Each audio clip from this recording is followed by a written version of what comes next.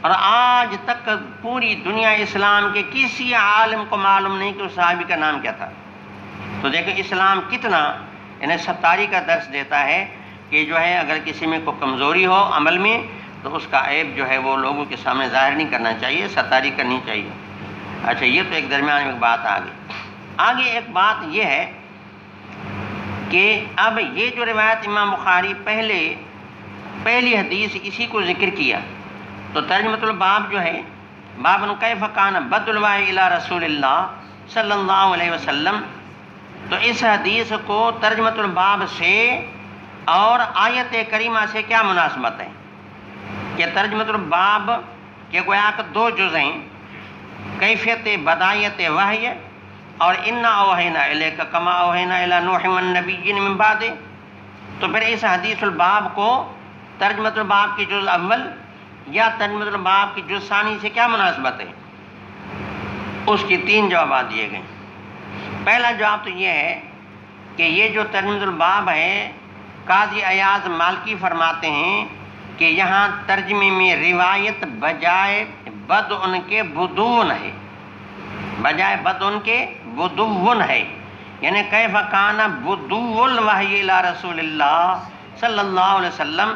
کہ وحی کا ظہور کی کیفیت بتانا مقصد ہے کہ ظہور کیسے ہوا۔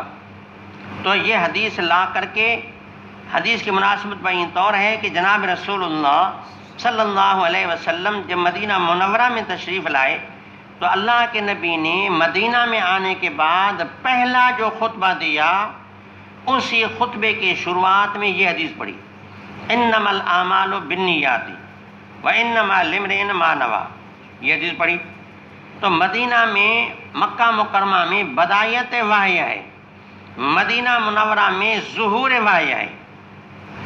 تو اب مناسبت بین طور ہوئی کہ ترجمے میں ایک لفظ بدن کا بھی ہے بدون کا بھی ہے، تو گویا کہ ترجمے میں ظہور وحی بتانا مقصد ہے کہ وحی کا ظہور کب ہوا۔ تو امام نے حدیث لا کر کے اشارہ کر دیا کہ وحی کا ظہور مدنی زندگی سے ہوا، مکی زندگی سے وحی کی نبوت کی رسالت کی بدایت ہوئی اور مدنی زندگی سے نبوت کا ظہور ہوا۔ تو بات یہ ہے کہ چونکہ یہ ظہور کے زمانے میں پہلی حدیث پڑھی گئی اور ترجمۃ الباب میں بھی بدون کا لفظ ایک روایت میں بدون ہے، یعنی وہاں بھی ظہور کی بات ہے اور یہاں بھی ظہور کے زمانے میں حدیث پڑھی گئی، اس لحاظ سے اس حدیث کو ترجمے کے ساتھ کیا ہوگی مناسبت ہو۔ آئی بات سمجھ میں؟ اچھا، دوسرا جواب یہ دیا گیا، اس جواب سے پہلے آپ یہ سمجھیں، ایک مقدمہ ذہن میں رکھیں، وہ مقدمہ یہ ہے کہ نبوت یا رسالت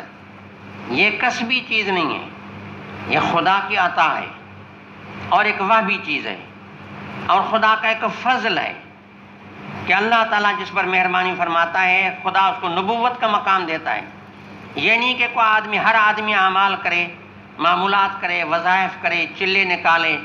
اور اس طرح کرتا کرتا آخر نبی بن جائے، اس طرح کی بات نہیں۔ ولایت تو کسبی چیز ہے کہ بھلی تم چلا کشی کرو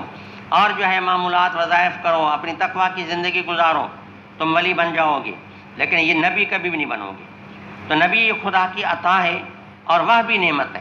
تو نبوت وہ بھی چیز ہے، کسبی نہیں ہے۔ ایک بات ذہن میں رکھو۔ اب بات یہ ہے کہ مناسبت بین طور ہے کہ وہاں بدایت وحی یعنی نبوت رسالت کی شروعات کا ذکر ہے ترجمے میں، اور حدیث میں ہجرت کا ذکر ہے، اور اللہ کے نبی نے بھی ہجرت فرمائی، اور ہجرت کیا فرمائی کہ اپنے گھر کو چھوڑا، بی بی خدیجۃ الکبریٰ کو چھوڑا، اپنے گھر والوں کو چھوڑا اور چھوڑ کر کے 3 میل کا فاصلہ طے کر کے غار حرا میں گئے۔ تو یہ ہجرت اللہ ہوئی، یہ کیا ہوئی؟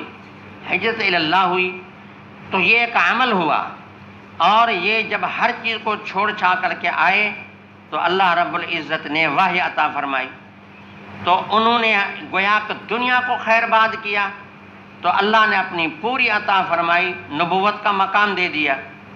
تو معنی یہ بات ہے کہ یہاں وہاں بدایت وحی ہے، اور یہاں گویا کہ بتایا گیا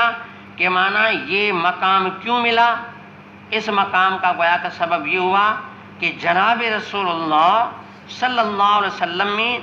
کیا تھا؟ اخلاص تھا، کیونکہ اس حدیث میں اخلاص کا ذکر ہے،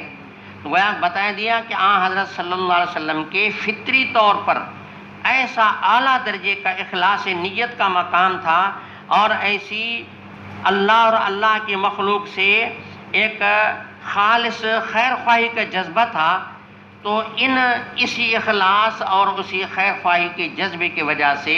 چونکہ نبوت ملی، اس لحاظ سے یہ ہے کہ وہاں بدایت کا ذکر ہے، یہاں جو ہے انما الاعمال بالنیات میں اخلاص والی حدیث کا ذکر ہے، تو اخلاص والی حدیث کا اس کے ساتھ یہ مناسبت ہو گئی کہ وہاں ذکر نبوت یا رسالت کا ہے، یہاں گویا اس کا سبب بتایا گیا کہ سبب اس کا کیا ہوا؟ اللہ کے نبی کے اندر جو فطری تخلیقی طور پر وہ جو اخلاص نیت کا ایک جذبہ تھا اور ایک فطری اخلاص اللہ کے نبی میں موجود تھا، انسانیت اور اللہ کی ذات سے خیر خواہی کا جو خلوص تھا، اس کی وجہ سے وحی ملی۔ اس مناسبت سے مانا یہ حدیث کو ذکر کیا تو وہاں وحی کا ذکر ہے اور یہاں اخلاص نیت کا ذکر ہے کہ اللہ کے نبی میں چونکہ اخلاص نیت تھا، اس وجہ سے وحی عطا ہوئی۔ اس مناسبت سے ترجمے کے بعد اس حدیث کو ذکر کیا گیا۔ رہی بات وہ کہ بھئی اس سے تو معلوم یہ ہوتا ہے کہ ترجمے کا غرض کیا ہوا، یعنی کیف کان بد الوحی، تو کیف کا لفظ آتا ہے صفت پوچھنے کے لیے کہ بدایت کی صفت کیا تھی، اور آپ کہتے ہیں کہ یہاں سبب بتایا گیا۔ سوال میں سوال ہے صفت کا کہ بدایت کی صفت کیا تھی، اور جواب یہ دیا گیا کہ اس کا سبب اخلاص تھا، تو وہاں ذکر صفت کا، یہاں سبب ذکر، جواب میں آیا سبب، صفت نہیں آئی۔ اس کا جواب یہ کہ کیف سے جیسے صفت پوچھی جاتی ہے،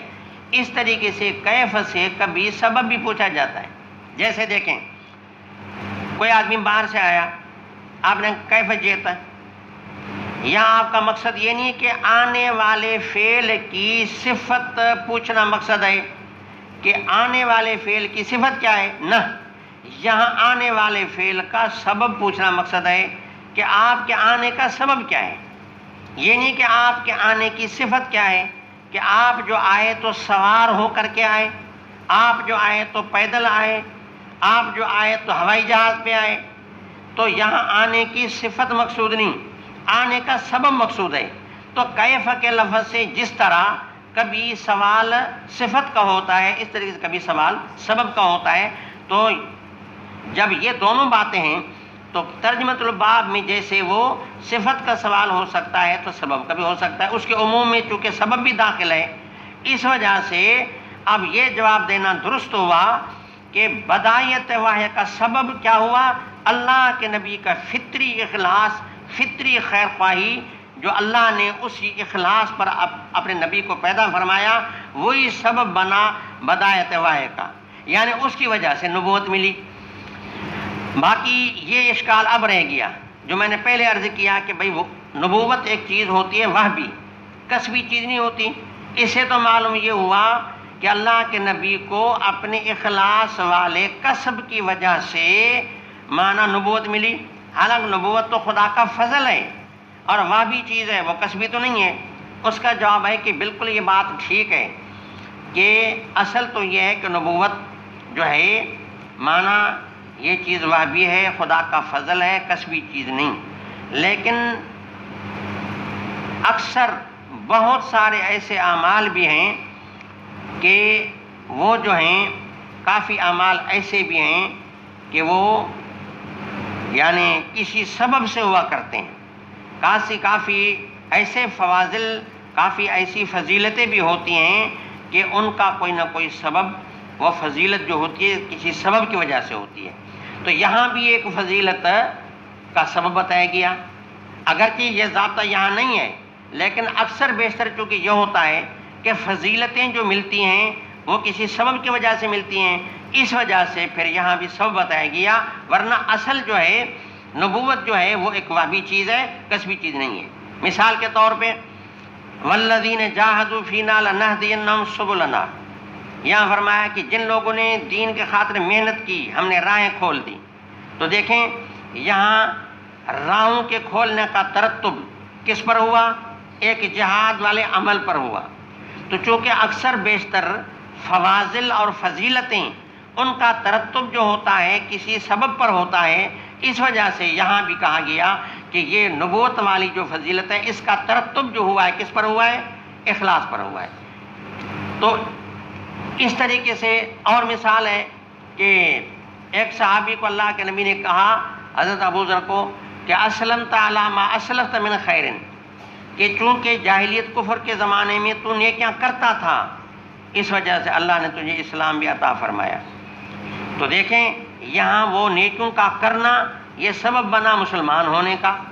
جہاد والا عمل سبب بنا راہوں کے کھولنے کا۔ تو چونکہ اکثر بیشتر یعنی یہ ہوتا ہے کہ فضیلتیں کسی سبب کی وجہ سے ہوا کرتی ہیں، اس بنیاد پر گویا کہ امام نے یہ بتا دیا کہ اصل تو عطا ہے، تاہم یعنی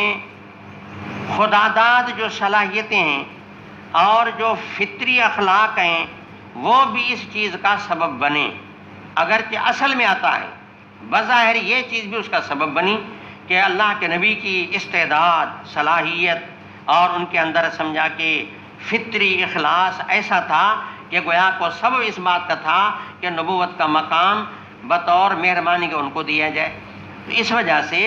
معنی یہ اس کے ساتھ کیا ہوا، ایک قسم کی مناسبت ہو گئی کہ وہاں گویا کہ نبوت کا ذکر ہے اور یہاں اس کے سبب کا ذکر ہے کہ سبب اس کا کیا تھا؟ اخلاص نیت تھا، جس کی وجہ سے مقام نبوت کا عطا ہوا۔ تو بہرحال یہ دو جواب ہو گئے، پہلا یہ کہ خطبہ جب پڑھا گیا، اور دوسرا جواب یہ کہ حدیث میں ہجرت کا ذکر ہے، اور تیسرا جواب جو ہے وہ یہ دیا گیا کہ یہ حدیث کو جو امام صاحب نے ذکر کیا ہے گویا کہ بطور حمد اور خطبے کے، مانا جیسے کوئی کتاب یا کوئی تصنیف کی جاتی ہے۔